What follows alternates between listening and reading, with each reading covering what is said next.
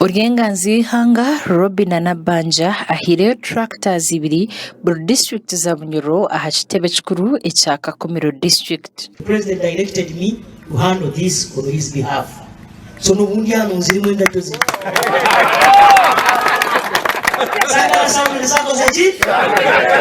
Abantu bo mucyanga cya Bunyoro babisubwa habo buhinji kandi abinji bakosefuka hamataka gabo.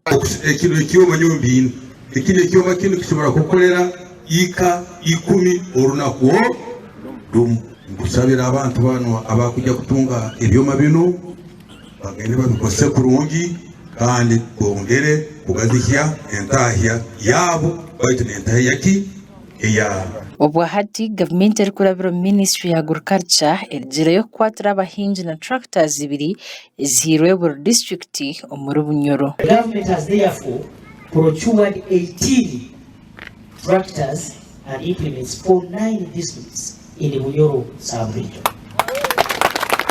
Ukayo tractors ezi kubira hachitebe chikuru aharka Komero district. Sima president we hangalia yitu na kutwaira omukisa guno kurora ngo aterimwa amani mu byobulimi atuhayitu abantu babulisa tractor ibiri zigenda kuba nziyamba abalimi bayitu kurora ngo twongeiremo amani mu byokulima kwayitu akwatu kweta kurora ngo tubaina kyamani kitukora habyobulimi.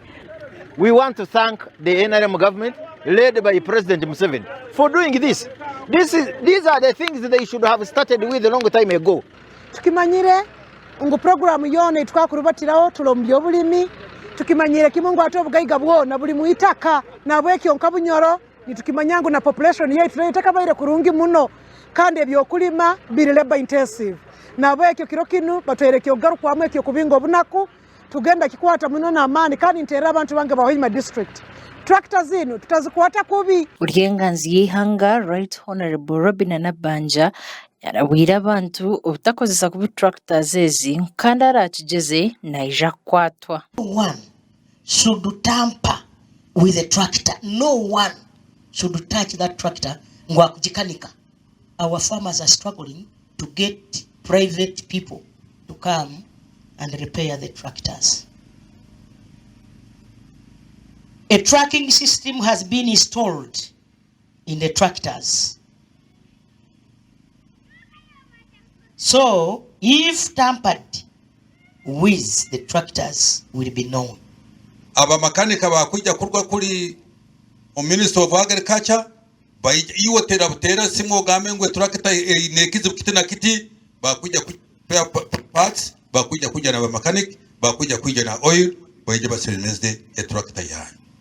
Please take good care of the tractors. Other information we are going to give to the operators that you are going to send to us.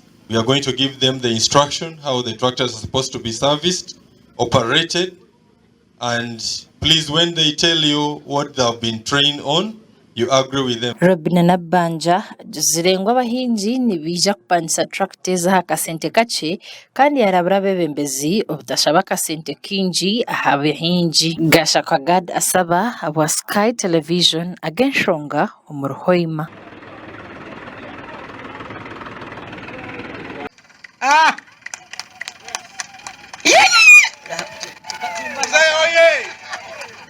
Uryenganzi hanga Robin Nabanja ahireyo tractors ibiri buri district za Bunyoro ahachitebe chikuru echaka Komero district. The president directed me to handle this on his behalf. So no mundiano nziri mwenda tozi.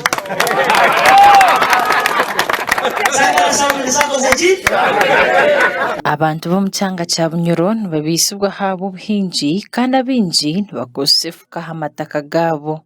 Ikintu kiyo manyumbini ikindi kiyo makino kishobora gukorera ika 10 orunakuo gusabira abantu bano abakujya kutunga ibyoma bino bagende babikose kurungi kandi bongere kugazishya entahya yabo bayite entahya yaki ya.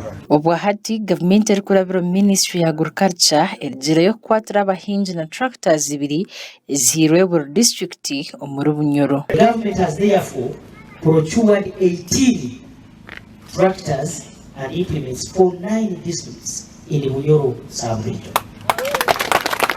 Ukayo tractors ezi kubira kitebe kikuru aha Kakumiro district. Sima president we ihanga lyaitu ndakushwaira omukisa guno kurora ngu atarimu amaani mu byobulimi atuhayitu abantu babulisa tractor ibiri zigenda kuba niziyamba abalimi baitu kurora ngu twongeiremu amaani mu byokulima kwaitu akwatukweta kurora ngu tubaina kyamaani kitukora ha byobulimi. We want to thank the NRM government led by President Museveni for doing this.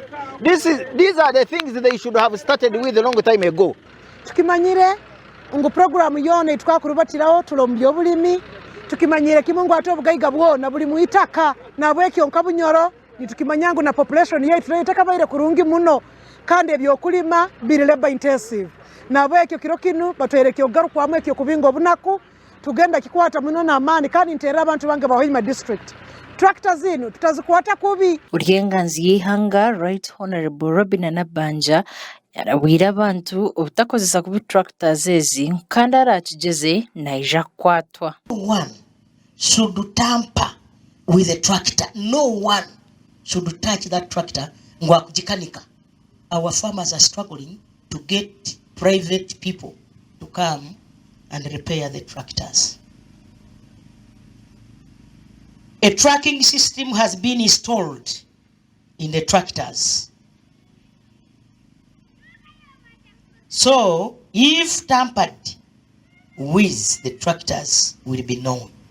Aba makanika bakwija kurwa kuri Minister of Agriculture iwo tera simwo game ngwe tractor nekizi kiti na kiti bakwija kupea parts bakwija kuja na mechanic bakwija kuja na oil baje basemeze e tractor yanyu. Please take good care of the tractors. Other information we are going to give to the operators that you are going to send to us. We are going to give them the instruction how the tractors are supposed to be serviced, operated, and please, when they tell you what they have been trained on, you agree with them. Robin Nabanja zirengwa abahinzi nibija kupandisa tractors aha kasente kace kandi arabura bebembezi obutashaba kasente kinji aha bahinji. Gashaka Gad asaba aba Sky Television agenshonga umuruhoima.